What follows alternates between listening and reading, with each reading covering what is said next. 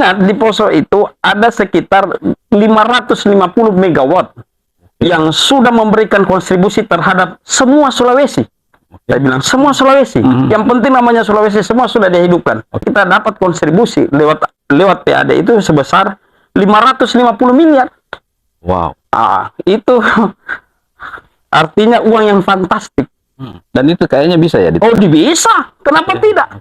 Karena kita punya aset di dalam. Ini kan tidak terletak di mana-mana, tapi terletak di Poso. Sudah bersama narasumber kita, anggota DPR Provinsi Sulawesi Tengah Daerah Pemilihan Poso, Bapak Muhaimin Yunus Hadi. Nah, apa kabar Kanda? Alhamdulillah baik. Wah, podcast Palu. Iya. Terima kasih. Ini Kak Hadi ini, saya panggilnya Kak atau Kanda ini agresif gitu ya. Apa gesit? Oh iya. Gesit orangnya, baik dalam beberapa isu-isu penting yang sempat dipublikasi di media-media beberapa pemberitaan saya baca. Dan sebenarnya kalau kami melihatnya sebagai rakyat, ya figur-figur seperti ini yang dibutuhkan. Iya. Baik Kanda, hari ini kita akan berdiskusi ringan tapi serius. Nah, fokus kita tentu ke daerah pemilihan dapil dari Pak Muhaimin ini sendiri, Poso. Nah, Kanda, kalau Kanda melihat Poso sekarang tentu ada perubahan.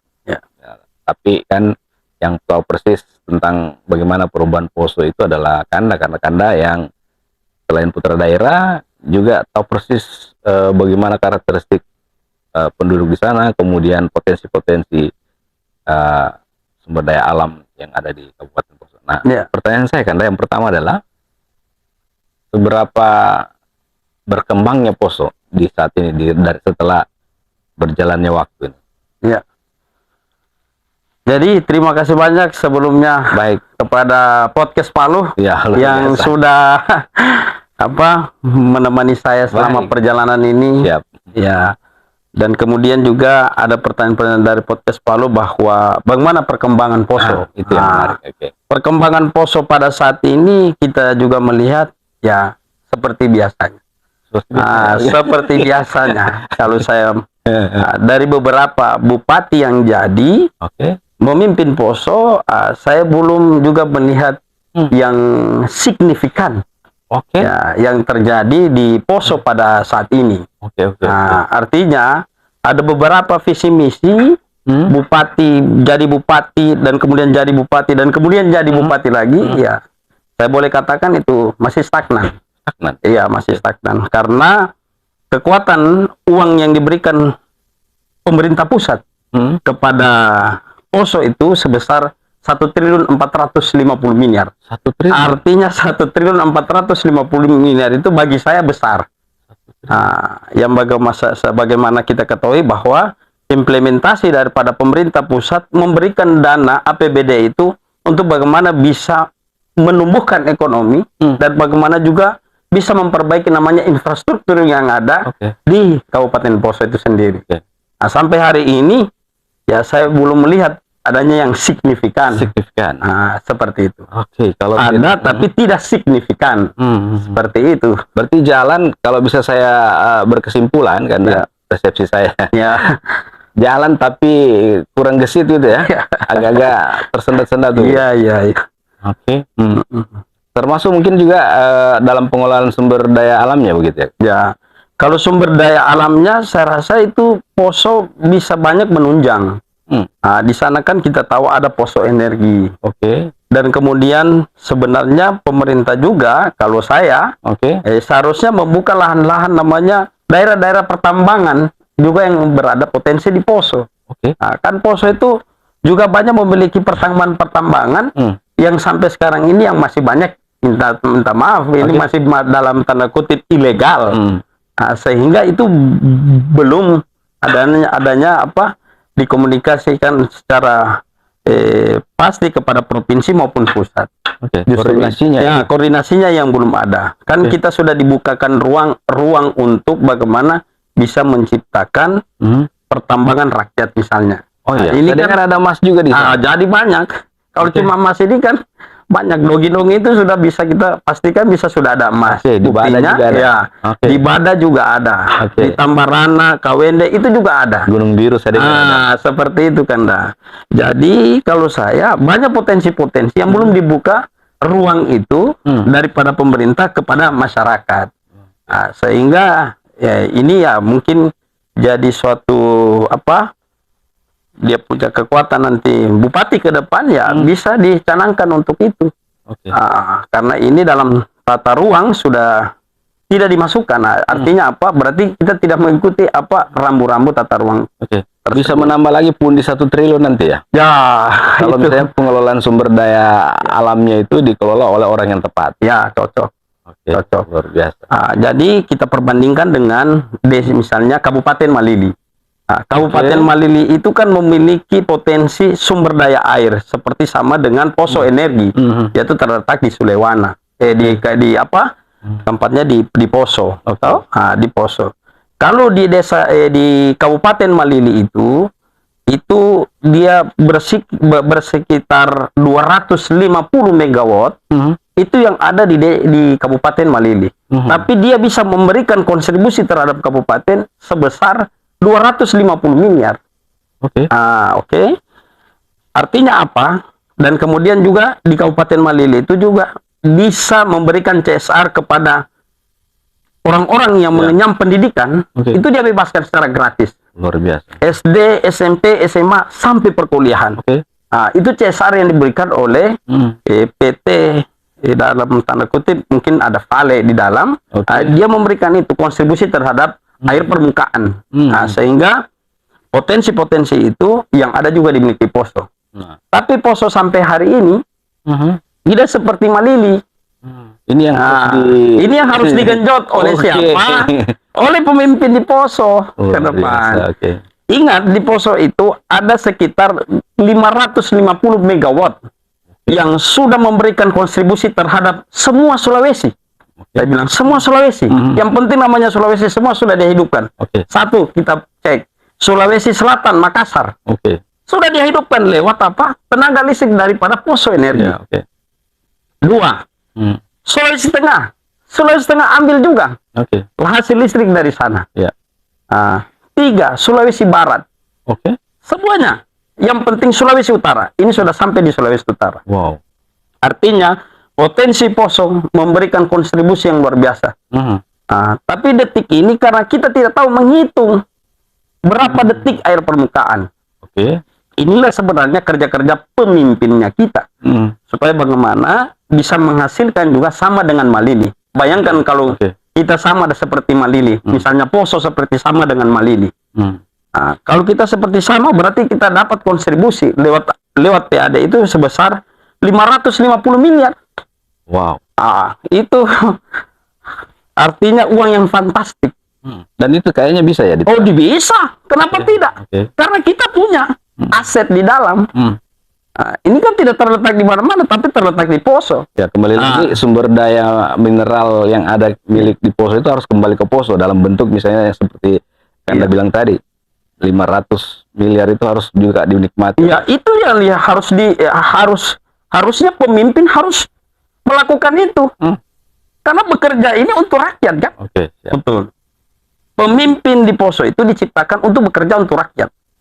Ya, bukan bekerja untuk kelompok, untuk dirinya pribadi, atau golongannya, atau keluarganya. Itu tidak boleh.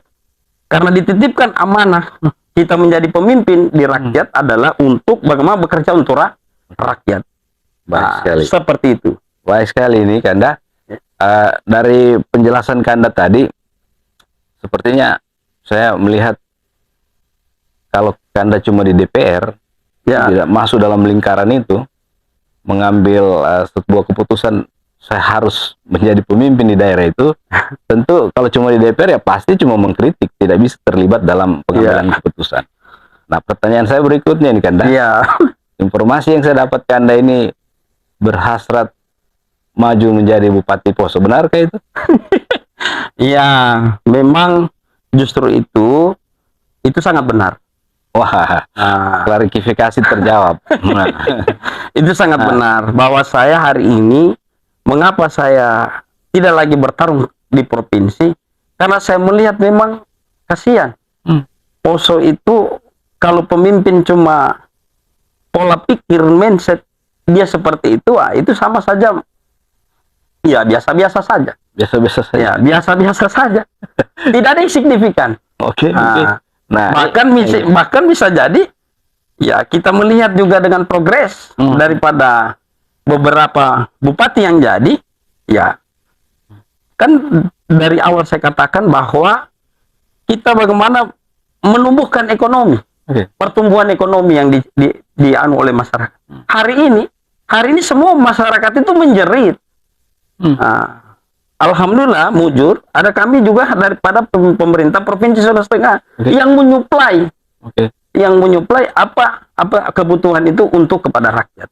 Itu saya lihat secara fakta di lapangan, bahwa bantuan-bantuan itu lebih banyak daripada provinsi. Sebenarnya didominasi, sebenarnya kalau pemimpin di situ ya harusnya pemimpin di Poso yang mendominasi daripada bantuan-bantuan yang apa yang diminta oleh rakyat itu, karena sudah jelas visi misinya.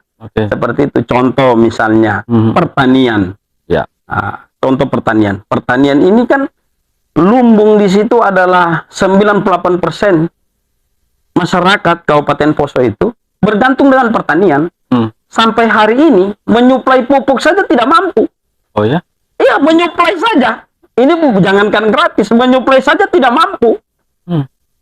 Kira-kira bagaimana solusi yang diberikan petani mau sejahtera ketika penyediaan pupuk saja tidak ada? Begitu juga tentang bibit. Bibit-bibit ini kan lebih banyak daripada provinsi yang bantu. Ketimbang ini saya rasa tidak ada inovasi baru yang dilakukan oleh pemimpin-pemimpin di Poso. Ini saya rasa tidak memiliki kalau saya ya hati lah kepada rakyat Poso, tidak memiliki hati. Padahal Kabupaten Poso ini bukan kabupaten anak kemarin kan, karena ada kabupaten-kabupaten baru mekar kemarin justru lebih kelihatan menggeliat. Saya pakai pinjam bahasanya. Siap. Kanda ini. Kanda, kan kalau sebagai manusia biasa begitu. Kanda ini kan sudah di posisi orang bilang nyaman lah begitu di DPR. Siap. Nah, ini sudah pasti kan dari DPR. Ini mau maju ke jadi Bupati Poso. Apa motivasinya itu Kanda? Karena belum pasti kan ini. Ada yang menggerakkan Kanda, kayaknya saya harus masuk, ada yang saya harus gebrak ini. Misalnya. Jadi begini, justru itu saya bilang saya dari awal menjadi politisi. Menjadi politisi ini saya betul-betul tidak memiliki keuangan yang cukup. Bukan tiada uang, tapi betul-betul tidak memiliki keuangan yang cukup. Ya, saya notabene-nya cuma penjual ikan. Saya cuma penjual ikan, tapi saya hari ini bisa membuktikan bahwa orang susah itu mampu juga berkonsentrasi dalam dunia politik. Buktinya, alhamdulillah saya selama di 2024 pertama karir saya di politik, saya sementara cuma jual ikan ceritanya. Dipanggil masuk ke dalam partai. Ya, alhamdulillah Tuhan menakdirkan saya sebagai anggota DPRD Kabupaten itu awalnya. Ketika itu lagi 2019 saya maju lagi kepada provinsi. Untuk apa? Untuk menyampaikan kepada halayak masyarakat yang notabene grassroots yang paling bawah seperti kayak saya, bahwa kita orang juga bisa mampu untuk bersaing dengan orang-orang yang memiliki kompeten, memiliki uang yang cukup. Buktinya saya selesai kabupaten, masuk lagi provinsi.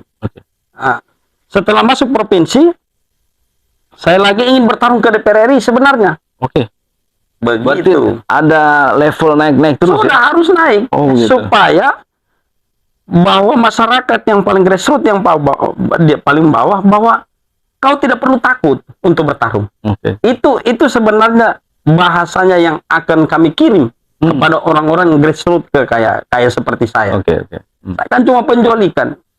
Yang notabene-nya selalu kami punya suara itu kan selalu dibeli orang grassroots yang paling bawah. Oke. Jadi justru itu saya sampaikan biasanya setiap saya rese, setiap saya apa, bahwa jangan ada pembunuhan karakter. Ini kan setiap orang kaya datang, dia sogok orang, dia bayar orang pada saat pemilihan, sehingga itulah namanya pembunuhan karakter terhadap orang susah. Ini yang saya tidak mau seperti itu. Sehingga saya timbul bahwa saya tidak, supaya saya menjadi contoh di Sulawesi Tengah. Bahwa saya salah satunya orang penjual ikan yang masuk di Provinsi Sulawesi Tengah. Dan buktinya saya jadi anggota DPRD. Cuma seorang penjual ikan. Dan 0 rupiah. 0 rupiah. Hari ini lagi, waktu saya naik ke provinsi, mereka tidak bisa membayangkan. Saya pernah di salah satu anggota dewan, temannya saya di Poso. Dia bilang, aduh, sudah Lamin, jangan kita orang babodo, dia bilang. Jangan kita orang babodo. Kita orang sudah nyaman ini. Betul. Itu sudah pertanyaan nyaman. saya tadi itu. Sudah nyaman kita orang di sini. Baik. Dia bilang begitu. Oh, saya bilang tidak. Saya mau buktikan dengan rakyat kecil bahwa saya juga mampu. Orang-orang kecil itu juga mampu. Karena anggota DPRD itu, kami ini adalah cuma titipannya rakyat, bukan kami yang bos. Tapi yang bos itu adalah yang batusu kami. Betul tidak? Betul. Kan bos mereka ini dia. Kalau bos percaya, pasti kita bisa naik. Kan begitu saja pikirannya saya. Alhamdulillah juga itu terbukti bahwa bos-bos itu mempercayai saya. Karena saya cuma anak buahnya bos. Siapa itu bos? Ya itu. Keyakinan ini itu yang membawa. Keyakinan ini yang membawa saya lagi untuk bertarung jadi bupati. Wah. Iya, kan simpel saja. Yang batusu kita kan bukan duit, tapi grassroots yang paling bawah. Siapa itu grassroots yang paling bawah? Paling bawah, yang orang-orang kecil di bawah. Baik. Mereka juga kan orang biar kaya, tapi minta suara dong di bawah. Karena orang di bawah yang paling banyak daripada orang yang di atas. Siap. Justru itu saya berkeyakinan bahwa ketika betul-betul kita hibahkan, kita punya tenaga, pikiran ke grassroots yang paling bawah, saya rasa mereka akan menerima itu dia. Konsep-konsep apa yang kita akan buat nanti ke depan ketika kita bertarung menjadi Bupati Poso. Baik. Seperti itu. Wah. Makin seru diskusi kita ini, Kanda. Iya. Tapi saya mau lanjut ini karena dengan pertanyaan saya dapat informasi lagi bahwa Kanda ini akan maju tapi tidak menggunakan partai politik, independen. Iya. Nah, ini lagi pertanyaan saya nih, Kanda. Kenapa ini kayaknya gimana ya? Tabrak-tabrak masuk kalau istilahnya orang sekarang ini. Jadi strategi Kanda ini agak mengejutkan begitu. Orang rame-rame harus cari partai dulu, mencukupi apa kursinya dan lobby-lobby kiri kanan. Kanda mau maju independen. Apa yang memotivasi itu Kanda? Jadi begini, di dalam negara ini kan juga dibenarkan menggunakan jalur independen. Nah, kenapa saya gunakan jalur independen? Ini baru wacana. Yang penting menjurus sudah saya pasti maju ke Bupati Poso lewat dari independen. Kenapa saya sampaikan hari ini bahwa benar lagi menyangkut independen? Ya, boleh saya nyatakan benar. Karena lewat jalur independen ini kita dibenarkan oleh negara satu. Dan kemudian itu yang paling jalan yang paling mudah kalau saya merasa.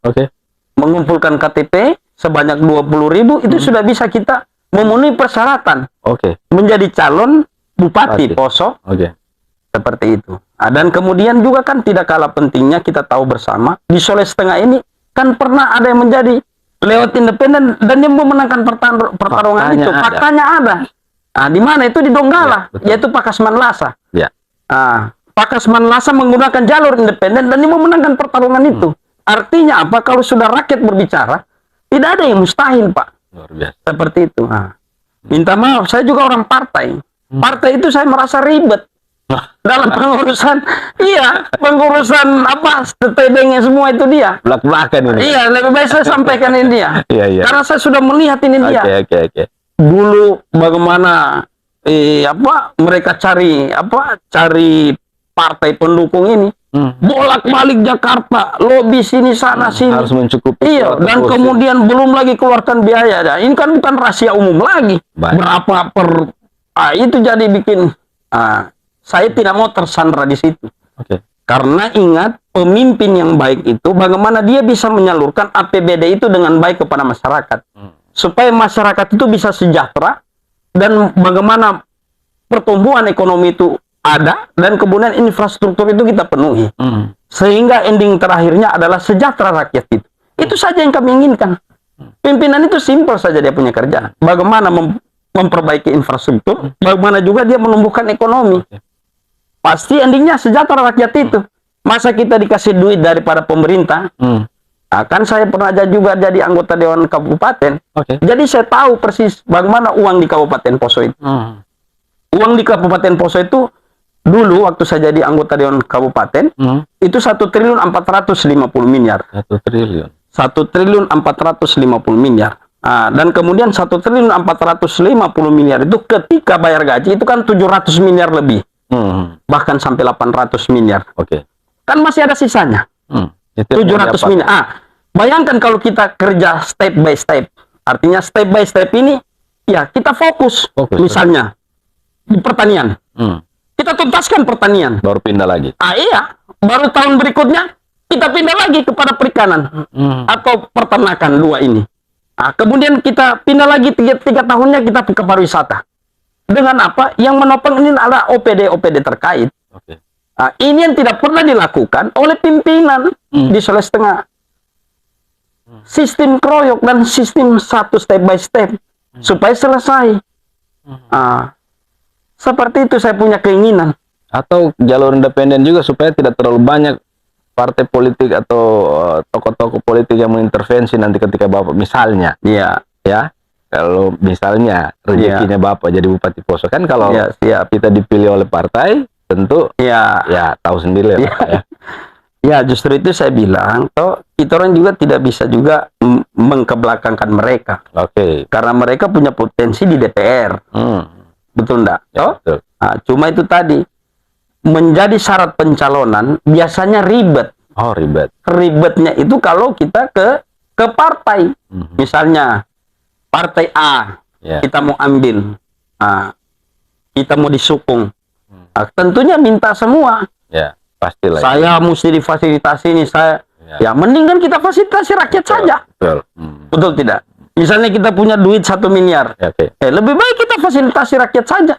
Ayo, 1 miliar ini ya kita danai untuk apa? Bukan baliho, bikin apa? Bisa kan? Nah, jangan Bapak sudah berguru sama Pak Kasman ini. Ada sedikit ilmu dulu Bapak maju bagaimana strateginya.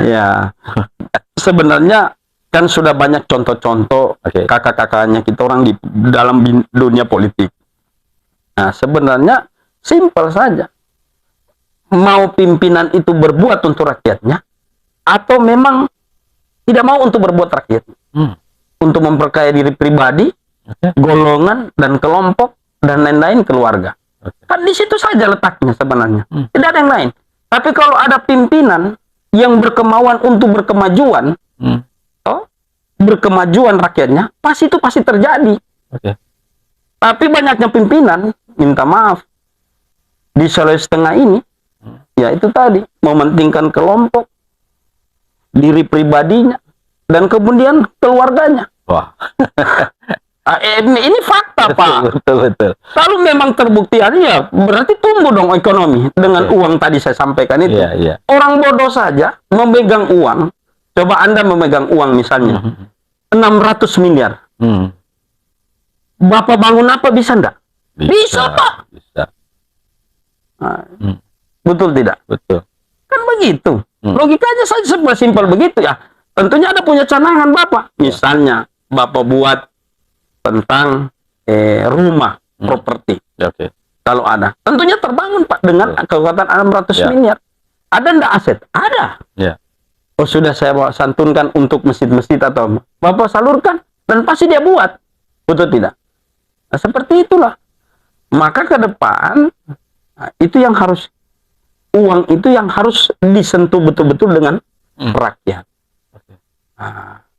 Jadi secara data duit itu ada. Data ada jelas. 1 triliun. 1.450 miliar. Nah, itu pos-posnya tentu ada yang sudah dikeluarkan untuk tadi gaji. Nah, sisanya itu yang mau digarap. Bayangkan sudah keluar itu, makan, minum, perjalanan dinas apa semua itu sudah dikeluarkan 700 miliar. Berarti orang tidak lagi uang itu tidak akan ke sana lagi karena sudah dipakai dalam 1 tahun uang itu. Sebesar 700 miliar lebih. Berarti semua sudah terpenuhi dasar daripada dunia birokrasi namanya. Betul enggak? Kesehatannya, pendidikannya, perjalanannya, makan minumnya, sosialisasinya. Nah, itu semua kan sudah jelas. Nah, tapi mau dikemanakan duit itu? Harus ke rakyat yang sisanya itu. Dengan program-program tadi. Dengan program tadi itu. Nah, sekarang Bapak harus fokus. Ya itu justru itu. Nah, sekarang coba kita gambarkan Poso. Apa yang dibuat? Dengan kekuatan itu. Nah, tentu minta maaf itu tanda kutip. Bayangkan uang 700 miliar. Nggak usah 700 miliar. Ya 500 miliar lah. Nah, 500 miliar ini kemana? Pemuda ekonomi. Ada enggak infrastruktur? Itu yang perlu. Itu dia punya apa? Dia punya biometer di situ. Nah, sehingga saya keterpanggilan. Saya keterpanggilan itu untuk apa? Membenahi, memberikan kontribusi dirinya saya supaya yang lebih baik. Nah, betul enggak? Nah, siapa tahu ini juga, ini kan saya baru wacana juga. Siapa tahu juga ada yang mencalonkan bupati betul, dia pakai juga visi misinya kayak saya, berarti saya rasa pertumbuhan ekonomi itu pasti ada. Betul tidak? Jadi Bapak punya data, Bapak sudah melihat, Bapak gelisah, dan Bapak harus masuk di dalam. Masuk, harus. Baik. Karena kenapa? Sebaik-baiknya kita orang hidup di dunia ini, bagaimana kita orang bisa bermanfaat bagi orang banyak. Baik. Itu kutipannya Tuhan kepada kita orang. Jangan orang mempersulit orang. Nah, sehingga saya yakin dan percaya keikhlasan itu, kejujuran itu mampu bisa ada perubahan ke depan di Poso. Nah, seperti itu. Oke, baik sekali sahabat podcast. Ini kayaknya tidak cukup durasi waktu kita nih kalau cuman segini disiapin. harus ada part 1, part 2 gitu ya. Kita akan bahas bersama Kanda Muhaimin ini. Iya. Baik, sebelum di ujung diskusi kita ini Kanda, saya ingin satu pertanyaan saya ini Kanda. Iya. Kalau nanti misalnya dengan wacana Kanda ini akan maju kan? Iya. Jadi untuk saya tadi sempat mengcopy adalah ada perubahan besar yang harus dibuat. Iya. Karena menurut Kanda punya data dari Kanda bahwa duitnya ada. Tinggal manajemen pimpinan yang harus dipersiapkan. Dan Kanda mengaku siap untuk itu. Ya. Kalau misalnya Kanda nantinya terpilih dan dipercayakan masyarakat Poso untuk menjadi Bupati Poso misalnya, apa prioritas pertama Kanda yang harus Kanda rubah untuk membuat Poso sesuai dengan yang awalnya tadi masih kabur-kabur visi misi yang saya tangkap itu adalah ingin merubah Poso menjadi lebih baik. Jadi pertama-tama kita melalui data statistik yang ada di Poso. Pertama-tama yang harus kita orang selesaikan adalah itu masalah bagaimana pertumbuhan ekonomi harus ada dulu pertama. Nah, pertumbuhan ekonomi yang pertama itu adalah secara data statistik bahwa pertanian orang-orang di Poso itu 98% kehidupannya di pertanian. Nah, artinya apa? Harus diselesaikan dulu pertaniannya. Dengan infrastrukturnya. Infrastrukturnya yang apa? Yaitu kantong produksinya. Lumbung-lumbung padinya. Dia punya irigasi sekunder maupun primer. Nah, itu harus diselesaikan. Karena kehidupannya orang di Poso itu adalah petani. 98%. Artinya dari 700 miliar ini yang kita harus kucurkan. Untuk apa? Untuk membenahi, untuk menuntaskan supaya petani-petani di Poso itu betul-betul mapan mereka. Hari ini saya bilang tidak mapan. Karena mereka disiksa oleh rentenir juga. Betul enggak? Disiksa di rentenir. Contoh, fakta yang saya temukan di lapangan itu banyaknya orang berkebun jagung misalnya. Jagung. Hari ini dia tanam jagung, dia sudah minta kepada rentenir dulu bibit. Ketika bibit masuk, Oke. dia nanam. Setelah dia nanam, tumbuh, dia mau semprot lagi, minta lagi pupuk kepada rentenir. Oh iya. Betul enggak? Betul. Setelah ada hasil lagi, dia minta lagi untuk panen. Oke. Ya. Setelah dia mau jual hasilnya, tidak boleh ke orang lain. Walaupun orang lain itu mahal. Akhirnya dia terjepit dengan harga yang di bawah standar. Siapa itu? Karena dicekik oleh tadi itu, rentenir itu.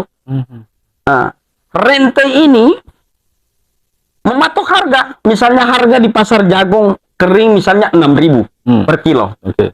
Tapi karena sudah banyak pinjam, rentenir tinggal pakai berapa? 3.500 sampai 4.000. Bayangkan 2.000 Pak. Kali ton. Selesai lagi kehidupannya, Pak. Oke. Ujung-ujung berhitung, dia yang nombok, Pak. Oke. Nanam lagi, rugi lagi pasti. Oke. Begitu terus kehidupannya petani di Poso. Inilah yang sebenarnya yang membangkrutkan petani-petani di Poso. Itu contoh kecil. Oke. Itu belum masuk ke padi. Oke. Nah, seperti itu. Ini sebenarnya pemerintah punya urusan. Harus menggunting ini dia. Objek vitalnya itu adalah rente itu. Nah, bagaimana dia dianu? Jadi kita suplai. Betul. Dari dia menanam ke nanti kita bayar dia menanam. Betul. Kan untuk pertumbuhan ekonomi, visi misi pertama. Baik. Yaitu bagaimana kita meningkatkan pertumbuhan ekonomi dengan cara reformasi semua itu cara-cara yang ada di petani. Nah, justru itu uang 700 miliar itu yang digelontorkan untuk rakyat tadi itu. Cukup Kan, betul. cukup sekali. Luar biasa. 1 tahun saja selesai ini. Kalau betul-betul ada pimpinan yang betul-betul untuk merakyat, memberikan kepada rakyat. Hari ini kan kita tidak dapat itu pimpinan. Bagaimana membesarkan kelompok, bagaimana membesarkan diri, sehingga rakyat itu tidak ada dapat apa-apa. Mereka akan berusaha sendiri, mencari di bank, sini sana, seperti itu. Jadi jawaban itu tadi pertama-tama yang akan dilakukan ketika saya menjadi bupati adalah pertanian. Diselesaikan selama 1 tahun. 1 tahun. Semua duit itu ke sana. Oke. Supaya selesai. Nah, seperti itu. Wah. Podcast Palu. Luar biasa. Siap. Kita tunggu next apa gebrakan Kanda Muhaimin selanjutnya. Ya. Yang jelas tetap cinta terhadap tanah Poso dan tetap mau mengabdi dan untuk rakyat Poso. Nah, Kanda di akhir diskusi kita hari ini seperti biasa di kami di Podcast Palu, ada semacam closing begitu, semacam harapan untuk masyarakat Poso, khususnya karena kita bicara soal Poso. Iya. Nah, di akhir closing kita di penutupan podcast ini, apa yang Bapak mau sampaikan untuk masyarakat Poso? Oh, siap. Assalamualaikum warahmatullahi wabarakatuh. Warga Poso yang saya cintai, damai sejahtera buat kita sekalian. Saya Muhaimin Yunus Hadi menyampaikan kepada masyarakat Poso bahwa inilah pemimpin yang berpihak kepada rakyat, sehingga betul-betul dana nanti yang dikucurkan oleh pemerintahan pusat itu betul-betul menyentuh kepada apa yang diinginkan oleh rakyat. Justru itu hari ini saya sampaikan bahwa marilah kita berbondong-bondong, tidak melihat suku, agama, ras, dan yang lain-lain. Kita satukan visi misi untuk apa? Untuk kemaslahatan Poso ke depan yang lebih baik. Sehingga kita bisa mendapatkan pertumbuhan ekonomi yang cukup dan memberikan infrastruktur yang baik, dan kemudian ending terakhir adalah sejahtera kita bersama di tanah Poso. Waalaikumsalam warahmatullahi wabarakatuh. Sukses sekali Podcast Palu. Wah, luar biasa. Baik sekali sahabat podcast. Nah, seperti janji saya tadi, mungkin next kita akan diskusi lagi sama Kanda Muhaimin, tapi beliau lagi menyiapkan apa yang akan kita bahas isu-isu selanjutnya. Tapi tetap dengan saya menerima tantangan. Wah. Baik sekali sahabat podcast. Saya akhiri. Terima kasih atas kebersamaan. Kita berjumpa lagi dengan narasumber lain bersama saya Roni Sane di Podcast Palu.